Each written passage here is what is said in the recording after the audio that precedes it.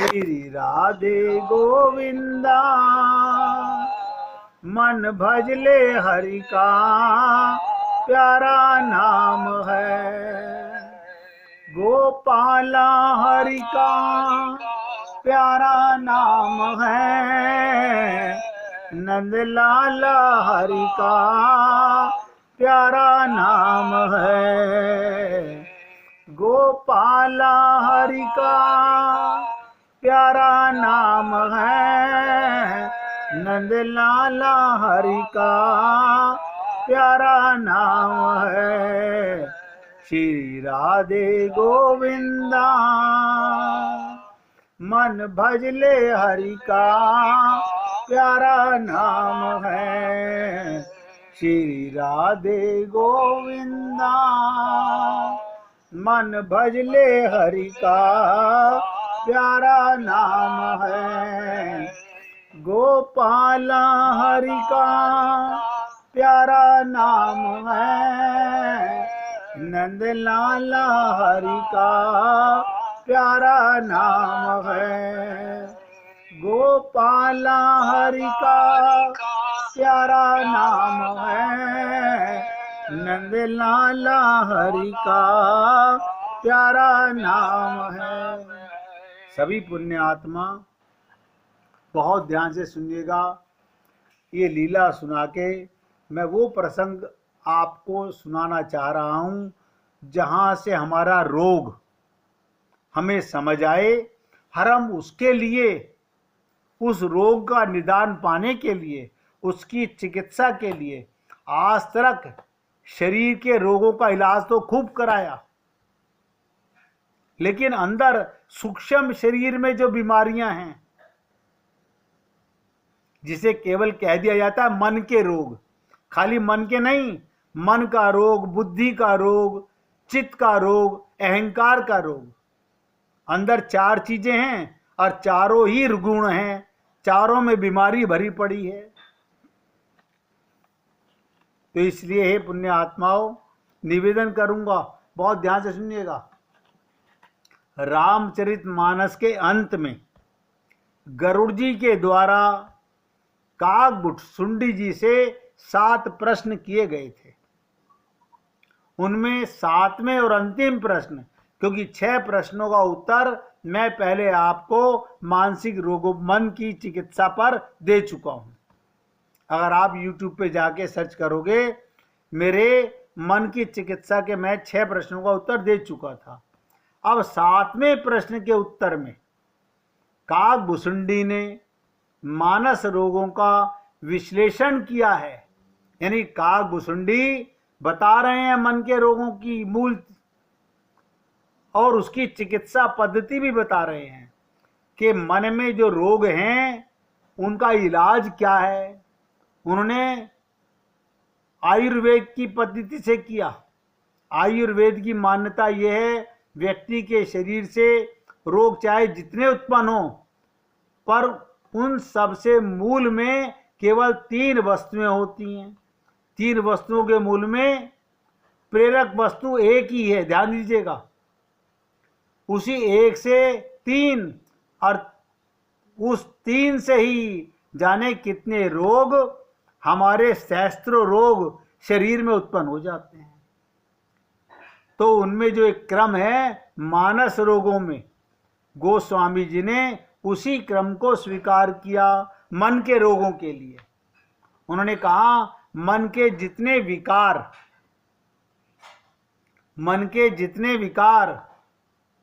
उनके मूल में, मैं कई दिनों से आपसे कहता रहा, मूल रोग क्या है? मोह।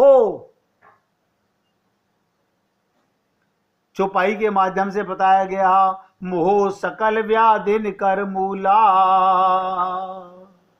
तिनते पुनः उपजहि बहुसूला। ये ऐसा फोड़ा है कैंसर का, मोह का, जिससे सारे रोग पैदा होते हैं। देखिएगा, मैं फिर निवेदन करूंगा, अगर आपकी एकाग्रता नहीं हुई, आप ये बुद्धिमान समझें अपने आप को, हाँ हमें पता है, हम समझ लेंगे, इम्पॉसिबल है। कहत कठिन समझत कठिन। हम हर बार अपनी इस मूर्खता के कारण ही समझ नहीं पाते हैं। तो उन्होंने कहा मन के जितने विकार हैं उनमें मूल मोह की वृत्ति विद्यमान है। वही मोह की प्रवृत्ति 3 रूपों में प्रकट होती है और इनसे 3 चीजों से अगणित मानसिक विकार उत्पन्न हो जाते हैं।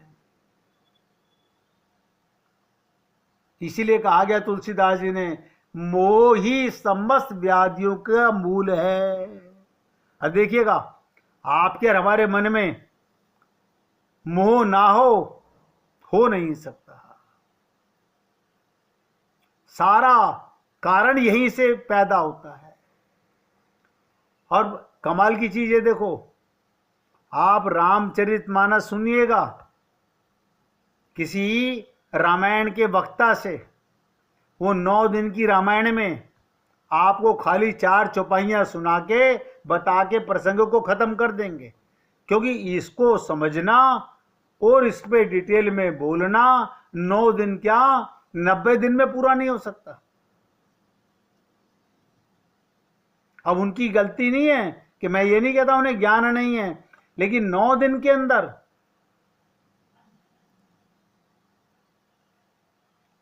तो मोह ही समस्त व्याधियों का मूल है और उससे ही अगणित रोग पैदा होते हैं। बताइएगा, अब बहुत एकाग्रता से सुनिएगा। और देखिए, आज अंतिम 5 मिनट में जिस किसी को भजन सुनाना हो तो निकाल के रखना भैया, बहुत ध्यान से सुनिएगा। ये मोह क्या है, मैं थोड़ा डिटेल में इसलिए कर रहा हूं जिससे आप और हम लोग समझ सकें। मोह की व्याख्या चित्त में विपरीतता की स्थिति का उत्पन्न हो जाना। मन बुद्धि चित्त में विपरीतता की स्थिति का उत्पन्न हो जाना मोह की वृत्ति का लक्षण है। मन और शरीर का संदर्भ अलग अलग है। सूक्ष्म शरीर मन और ये स्थूल शरीर अलग है। मन और शरीर का संदर्भ अलग अलग है, पर मोह की वृत्ति दोनों संदर्भों में समान रूप से प्रेरक है। हम इस मिट्टी के मादो शरीर से भी मोह करने लगते हैं।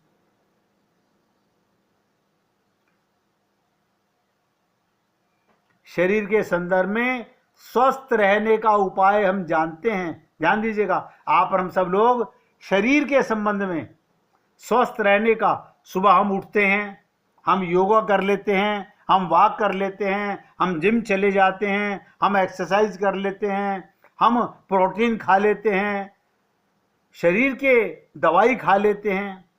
शरीर के संदर्भ में स्वस्थ रहने का उपाय तो हम जानते हैं, लेकिन स्वस्थता के लिए नियम,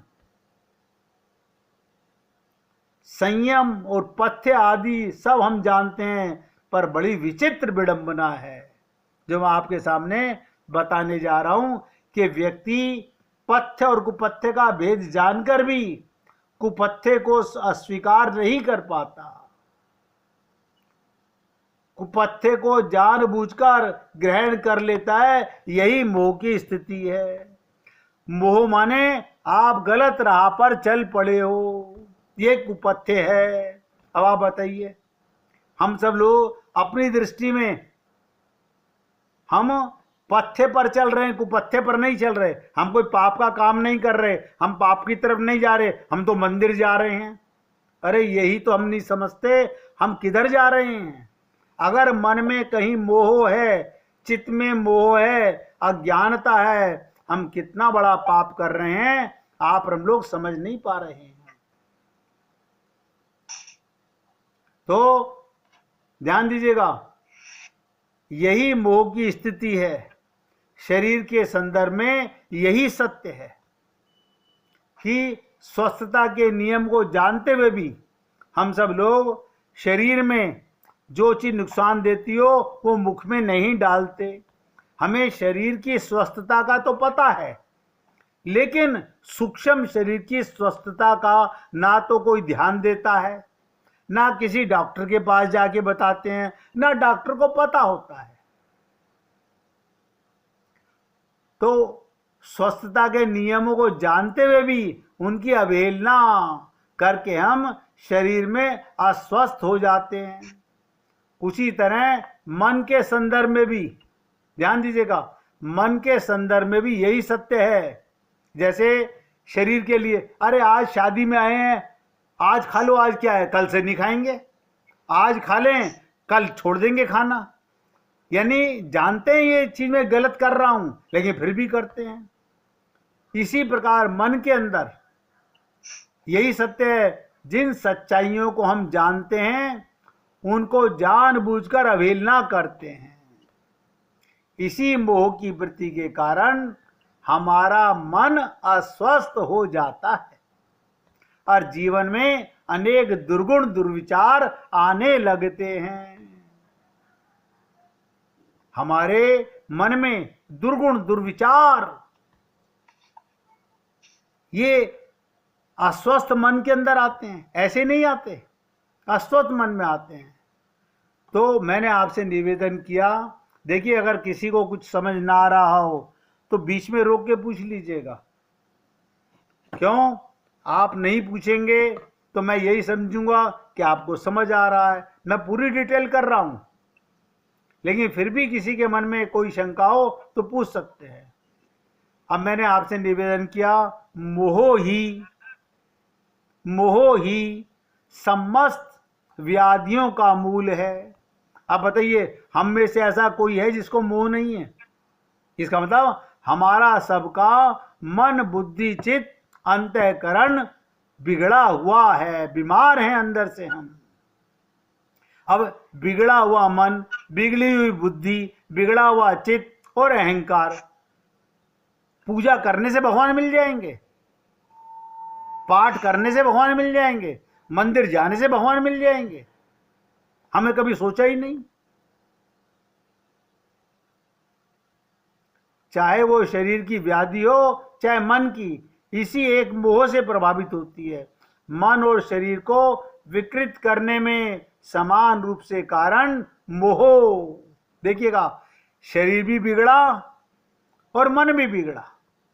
जिन तीन वस्तुओं को विकृत कर अनगणित व्याधियां उत्पन्न होती हैं, ध्यान दीजिएगा, तीन वस्तुओं को विकृत करके अनगिनत व्याधियां उत्पन्न हो जाती हैं, वो शरीर के संदर्भ में आती हैं, जिसे आयुर्वेद में कहा गया वात पित्त कफ। किसी को नोट करना हो तो नोट भी कर लेना। शरीर के रोग नाड़ी वैद्य इन तीन नाड़ियों को देख के समझ जाते हैं। इसको वात का रोग है, इसको पित्त का रोग है, इसको कफ का रोग है। ये तो हो गया शरीर के संबंध में। मन में भी तीन ही चीजें हैं जिसको हम नजरअंदाज करते हैं। काम क्रोध लोभ, लिख लो। काम क्रोध और लोभ प्रत्येक व्यक्ति के शरीर में वात पित्त और कफ विद्यमान है। सबके शरीर में वात पित्त कफ है, पर आयुर्वेद में इनके और अधिक सूक्ष्म अध्ययन की दृष्टि से इन्हें पूरे तीन भागों में विभाजित किया गया। प्रत्येक के शरीर में ये तीन विद्यमान रहते हैं, पर किसी शरीर में वात बढ़ा हुआ होता है, किसी का वात बढ़ा हुआ होता है। तो कहते हैं मनुष्य की विभाजन किया गया वात प्रधान, पित्त प्रधान और कफ प्रधान। इसका वात बढ़ा हुआ है, इसका पित्त बढ़ा हुआ है, इसका कफ बढ़ा हुआ है। आप हम लोग जिंदगी भर टक्करें मारते रहें, नहीं समझ पाएंगे अपने इन रोगों को, नहीं समझ पाएंगे। वैद्य देख करके आपकी नस पकड़ के समझ लेता है, इसका वात बढ़ा है, इसका पित्त बढ़ा है, इसका कफ बढ़ा हुआ है। तो इसी प्रकार से इन तीनों की प्रधानता की दृष्टि में विभाजन करते हैं, वात प्रधान, पित्त प्रधान और कफ प्रधान। अब इसी सूत्र को तुलसीदास जी, देखिएगा, सूक्ष्म शरीर मन के संदर्भ से जोड़ रहे हैं, इसी चीज को जोड़ रहे हैं। वो कहते हैं ठीक शरीर के तत्व की ही भांति, ठीक शरीर के तत्व की ही भांति मन में भी काम, क्रोध और लोभ विद्यमान रहते हैं। जैसे वात, पित्त, कफ रहता है, ऐसे ही काम, क्रोध, लोभ रहता है।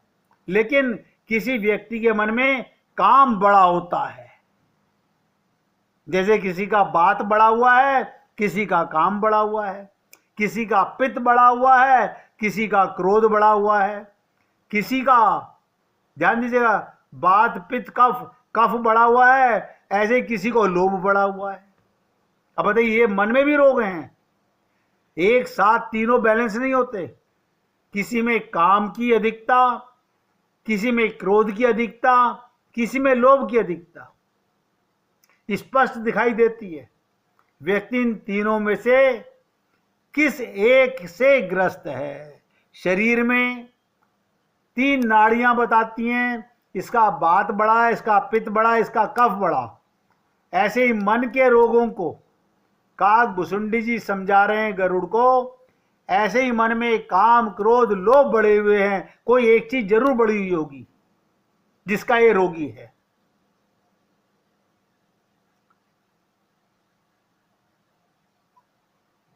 ये स्पष्ट दिखाई देता है कि व्यक्ति इन तीनों में से किससे ग्रसित है, घिरा हुआ रहता है। शरीर के संदर्भ में जैसे पेट के रोगों का संबंध, ध्यान से सुनो, पेट के रोगों का संबंध पित्त से होता है। पेट के जितने भी रोग हैं, नाड़ी वैद्य पित्त की अधिकता को देख के समझ लेते हैं ये पेट का रोगी है।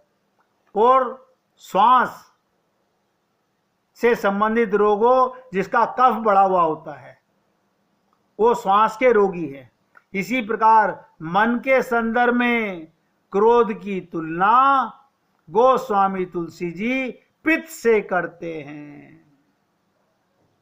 क्रोध पित्त नित छाती जा रहा। जिसका क्रोध होगा उसका पेट भी खराब होगा, उसका पित्त बढ़ा हुआ होगा, उसको पेट के रोग भी होंगे। और लिखा है क्रोध पित्त नित छाती जा रहा। ये ऐसी बीमारी है जो पित्त के रोगों वाली क्रोध के अंदर आती है, जिससे छाती जड़ती रहती है। बहुत डिटेल में बोलना पड़ेगा, बहुत एक्सप्लेन करना पड़ेगा एक एक चीज को समझने के लिए। आज मैं यहाँ पे अपने को विराम दे रहा हूँ, कल इससे आगे की चर्चा करूँगा। अब जो भक्त भजन सुनाना चाहे वो सुना सकता है। सुनाइए प्रभु।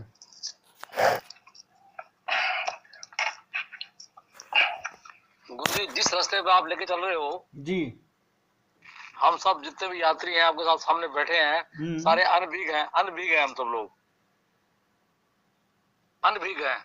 आप मुझे बताइए, मैं अपने भजन से, नहीं भजन से तो बताएंगे ही, भजन से तो बताना भाई। भजन के भाव से अपने उद्गार बता रहा हूँ आपको। बहुत सुंदर, बताइए। गुरु जी, जहाँ ले चलोगे वही मैं चलूंगा, जहाँ ले चलोगे वही मैं चलूंगा, जहाँ नाथ रख लोगे वही मैं रहूंगा, जहाँ नाथ रख लोगे वही मैं रहूंगा, जहाँ ले चलोगे वही मैं चलूंगा।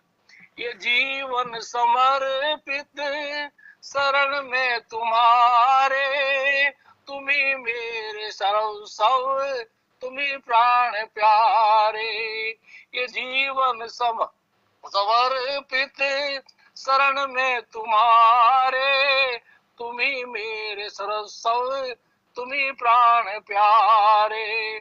तुम्हें छोड़ कर नाथ, तुम्हें छोड़ कर नाथ, तुम्हें छोड़ कर नाथ किससे कहूँगा, जहाँ ले चलोगे वही मैं चलूँगा। ना कोई उलाना ना कोई अर्जी, कर लो करा लो तुम्हारी जो मर्जी। न कोई उलाना ना कोई अर्जी, कर लो करा लो तुम्हारी जो मर्जी। कहना भी होगा तो कहना भी होगा तो तुम्हीं से कहूँगा, जहाँ ले चलोगे वही मैं चलूँगा। दयानाथ दयानिधि मेरी अवस्था, तुम्हारे ही हाथ मेरी सारी व्यवस्था। दयानाथ दयानिधि मेरी अवस्था, तुम्हारे ही हाथ मेरी सारी व्यवस्था। सहाओगे नाथ जो भी सहाओगे नाथ जो भी, खुशी से सहूँ कहूँगा, जहाँ ले चलोगे वही मैं चलूँगा। तुम्हारे ही दिन है तुम्हारी ही रातें, कृपानाथ सब है तुम्हारी कृपा से। तुम्हारे ही दिन है तुम्हारी ही रातें, कृपानाथ सब है तुम्हारी कृपा से। नारायण प्रभु प्रेम नारायण प्रभु प्रेम नारायण प्रभु प्रेम, मैं पावन रहूँगा, जहाँ ले चलोगे वहीं मैं चलूँगा। जहाँ ले चलोगे वहीं मैं चलूँगा, जहाँ नाथ रख लोगे वहीं मैं रहूँगा। जहाँ नाथ ले चलोगे वहीं मैं रहूँगा। राधे राधे जी। बोलिए वृंदावन बिहारी लाल की जय। जय जय श्री राधे, जय जय श्री राधे। बोलिए लाल जी का मंगल हो, सभी भक्तों का मंगल हो। सबको राधे राधे भैया, सबको राधे राधे भाई, राधे राधे। राधे राधे जी।